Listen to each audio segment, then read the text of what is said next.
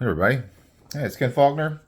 We're back searching through um, going through the Faulkner 5, trying to mix it up. I got something different for a Faulkner 5 video this time.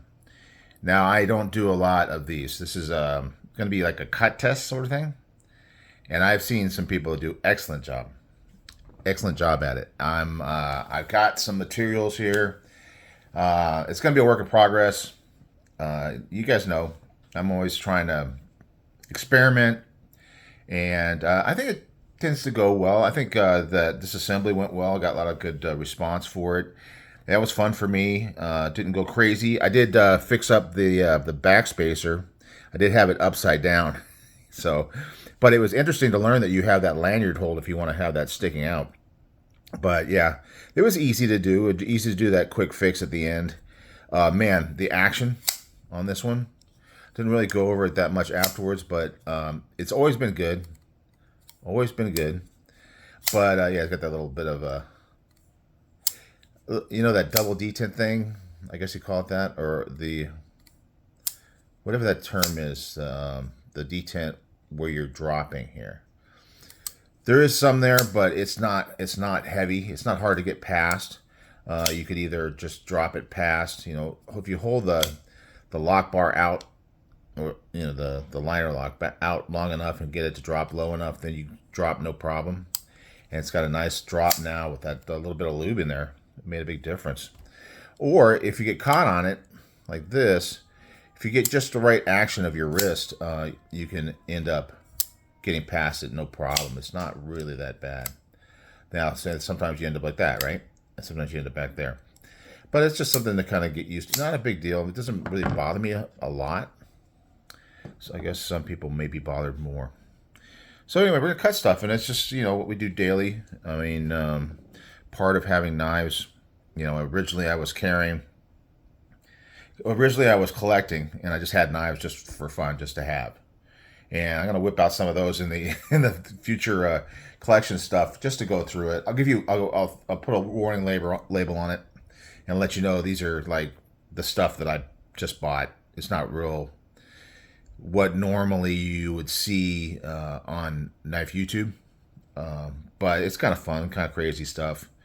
It's good to go through it. It may be the last time you have the opportunity to see it, and it may be that you don't even want to see it, and I'll just let you know, and you can watch or don't watch it. That's the way to go. So anyway, when I first started carrying regularly, I was thinking I was going to do it for self-defense, but it really doesn't make much sense. I mean, it's good to have a knife for anything that you might need it for on you, but I mean, I've never used a knife for self-defense. Gladly, I'm super happy about that, and I think everybody should not ever want to use a knife for self-defense. I've trained with knives. I've had fun with that. That's fun, actually. It's just like boxing or wrestling or anything like that. It's fun. It's like a chess game. You're like trying to move around and fake somebody out and create openings and get the best of your opponent without hurting them. Obviously, using a trainer and all that kind of stuff. That part's fun, but in real life, any kind of fighting is not fun. Really. I mean, I like competitive fighting. I've done some full contact and all that kind of stuff, and it's always fun. Not really doing it so much now that I'm over 60. Healing is definitely an issue, but that's working with somebody who's working with you, trying to help you get better. I never was competitive to the point of actually trying to hurt the other person for the competition. But yeah, healing just takes a little bit longer. But anyway, I'm just rambling on, and we're really here to cut some stuff. Now, what do we normally cut? Everybody talks about it. Boxes from Amazon, from whoever. You got boxes.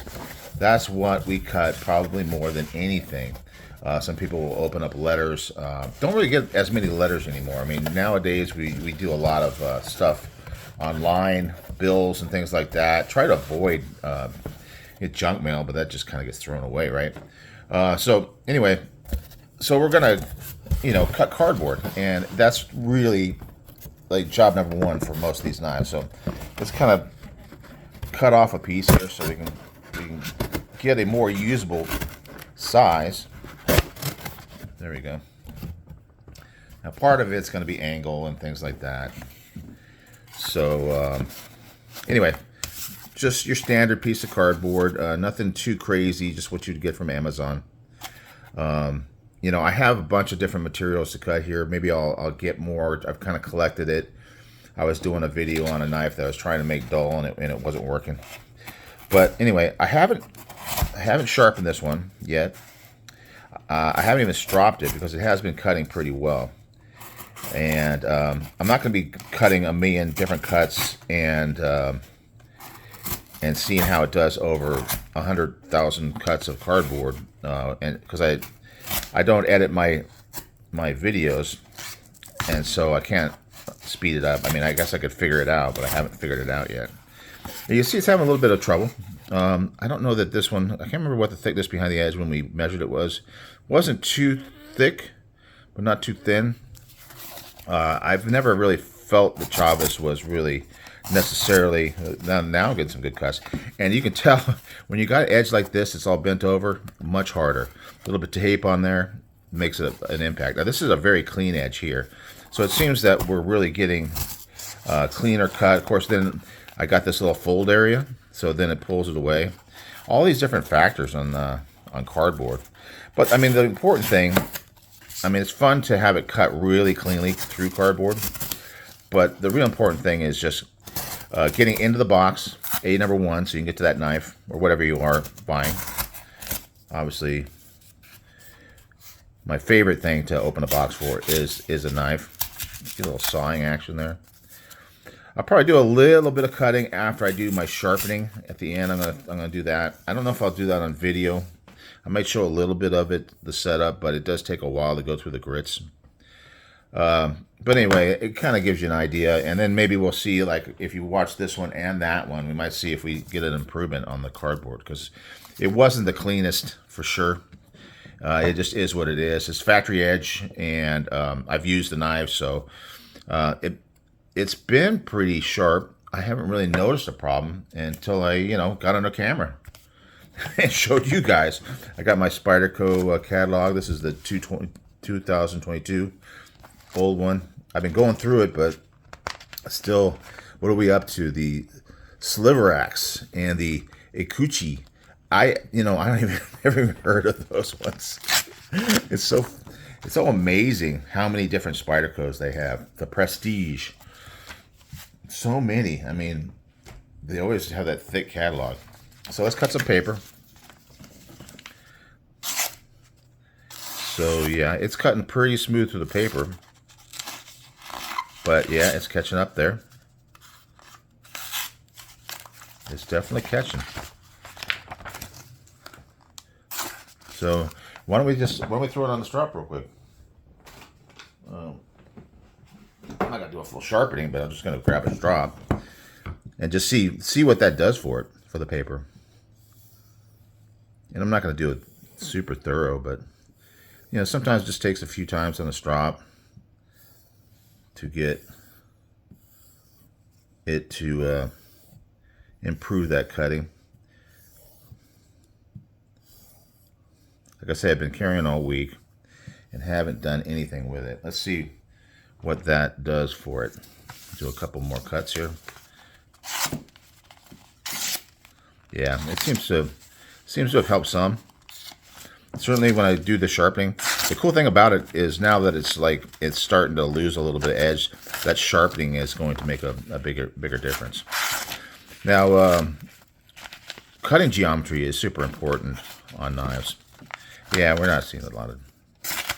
So this is not the most exciting and proving much on the cutting.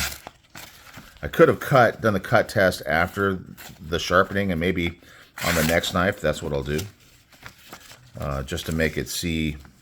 But I'm not claiming ever that I am a great sharpener. But we will see. But then let's try some different materials. We got rope here. If you guys were around when I had that Revo knife that was 3CR, and I was I was just having fun with that, and that's where I bought a lot of these materials. Now we got two cutting edges to deal with here because this is a 229 Redencion style, which is and this one is I think they have different blade shapes that they do, but this one is a Tonto. Little belly on the front, but flat in the back. So that way, because of that, you have two different areas to cut with. You got the front end here, and it seems to be a little sharper, at least going through the rope. Now, part of it is, and this is what I like about a Tonto, is that with that front edge, you can push down and get some weight on it. Here, I'm just kind of cutting. That would be more for something that I'm holding in my hand, because your fingers aren't getting in the way. But if it's on a flat surface like this, having that Tonto edge allows you to lead up and get your fingers out of the way and put more weight into the cut. And you see it's cutting cleaner. And maybe I've used this part of the edge less, which is a possibility, and that's the reason why it's cutting better. I think that the edge bevel is the same all the way through. And then like with paper and cardboard, you have that secondary edge if you're doing like a utility cut. I probably should have done some of those.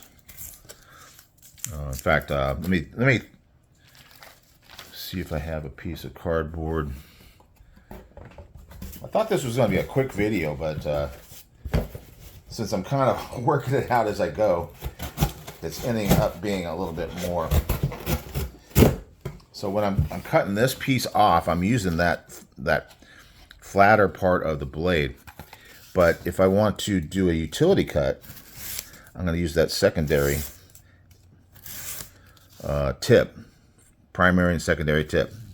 Because in order to use the other tip, you have to really lean up like that, and your wrist is really out of the way. But you can use that secondary tip, and that's part of the reason I really like a Tonto knife. Some people don't, some people do. You see, it did pretty well. Pretty well. The rope, I mean, I don't know if this is like the strong. I just picked this up on Amazon. It's just some rope, but you never know what kind of rope you're going to need to cut. So it's definitely harder to cut this way. I kind of get my knuckles out of the way, but that might be because the edge isn't as sharp. But this way, I think I get a little bit more leverage and pushing into it, and it definitely goes right through it much easier. That'll be interesting when we actually do the sharpening and see what effect that has on it. I got some paracord. That's something you might cut. I don't know if it's going to make a big difference between that and the rope. But on the flat side, I can get through it, but it's still, even with my fingers out of the way and I lay it down, you can see there's a little bit of light there here. So it's really more for when something's up that you're going to use that edge. But here, on a flat edge, that's where that front cutting edge really does a great job. Excellent.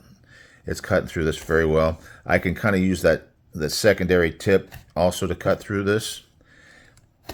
So I'm not really even using back here. I'm just using right here locally where that tip comes down and cutting. And that seems to work better than trying to use that flat portion. So it's really, like angles that you're using. Like here's an example. I got this fat wood. I got this, I'm an Amazon. I get everything from a lot of stuff from Amazon.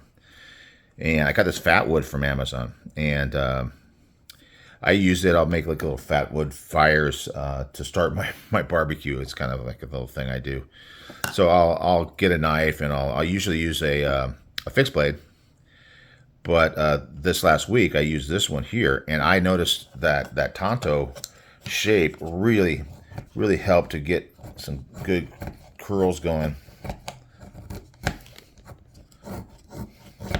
Sorry if I'm hitting the camera. Like I say, I'm just not that good at doing this stuff yet. But hopefully you're getting something out of this. And hopefully I'm getting something out of this to know that maybe I need to at least do a quick sharpening before doing this testing. I mean, it does cut. It's just not cutting like you might want. Some people are really great about keeping their edges really sharp. I usually will, when I experience something like this, I'll say, okay, now I need to put an edge on it. And so I will before we wrap it up. So I'm carrying this one until Sunday. So you see I'm not really getting long curls. Usually I can do a little bit better. And I actually used it this weekend and I was getting better curls. So part of it's going to be the camera in the way type thing. Sometimes it's just the piece of wood. Maybe if I work on this end, I can get it to make sure I don't cut myself. And then this is the kind of cutting, it's kind of like whittling and stuff like that, where you're using different kind of grips for cutting. You know, yeah, at this rate, it would take me a while to get enough for a good fire. You know, normally I'm more standing up. Like if I were to stand up here, oh, see, there it is right there. Because normally when I'm filming, I'm sitting down, but now when I'm standing up, and it's interesting the difference between the angles of the way you use your knife. It's kind of something, you know, you should use your knives so that way you learn these kind of things as to what's the best way to hold the knife, what's the best angle for your body when you're. I'm gonna keep these curls for next barbecue. I'm gonna make some tacos over the weekend, barbecue up some carne asada, and so I'll get some more of this, but I'm gonna keep that for that weekend activity. Okay, I also got. We're almost done here. I got some this crazy cord I got out of work. This is like old school stuff. I don't know if you guys know much about computers. This is like a really old style, like something you use for your printer, and it's got this this shielding on it. So it's got this webbed shielding on it. It's not going to be easy to cut, and it's probably going to do some dulling on the knife. And it's got multi conductors inside, so there's multiple wires through here because they have pins, and each one of these pins is a wire. So you have a bunch of different wires in there. So I just found this in the junk pile at work, and I figured, oh, that's going to be interesting to cut and see how it does. And you can see I'm really having to saw through this thing. It's funny, I don't know if I had this much trouble with that Revo when I had put it through so many things. So, let me do this standing up and see. Yeah, it's not even going through it. That is interesting. Well, it seems like this is more of a learning experience than anything else. Let's see if we can do a cut like this. I think I may be just getting like a regular extension cord.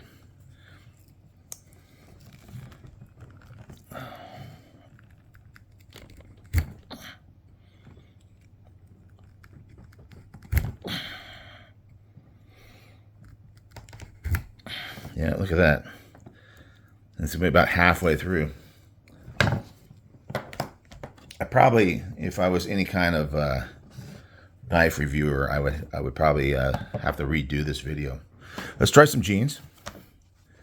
I guess we can do this.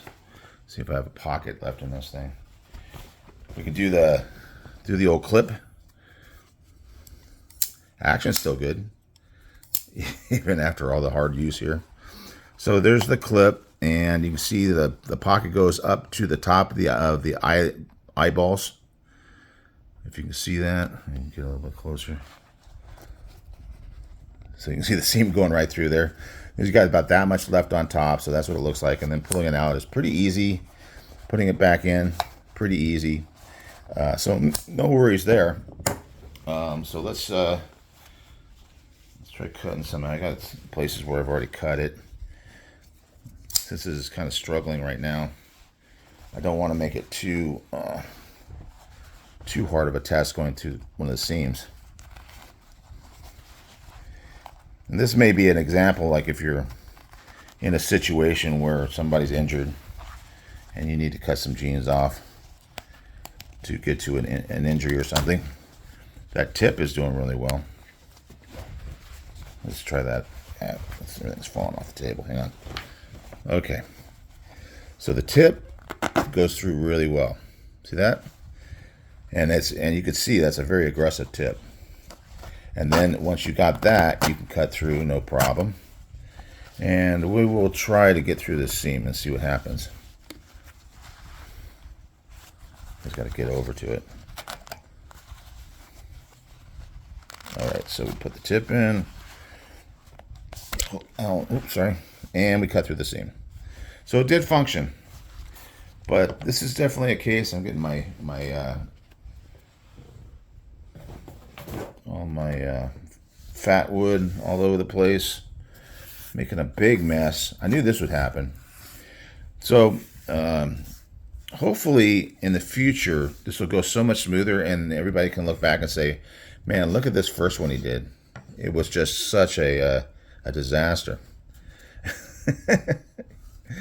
One last piece. We got some leather belt here, old leather belt. I'm going to see how it goes through. Try the secondary. Look at that, nice.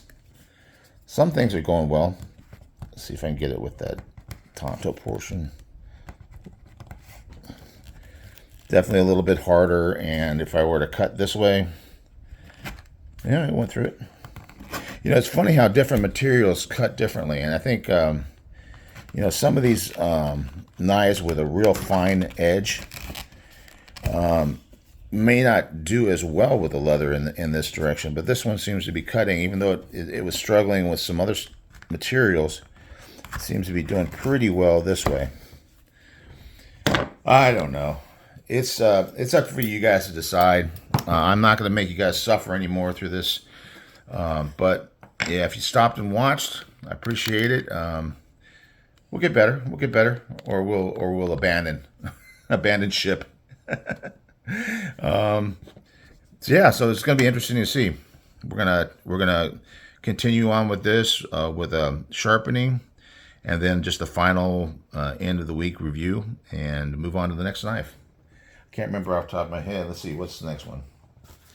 Next one, I got them all in order on my. I got the Riot, so we'll be seeing that one on Monday. All right, guys.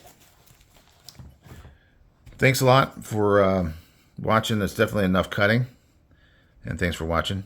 And I will see you on the next one.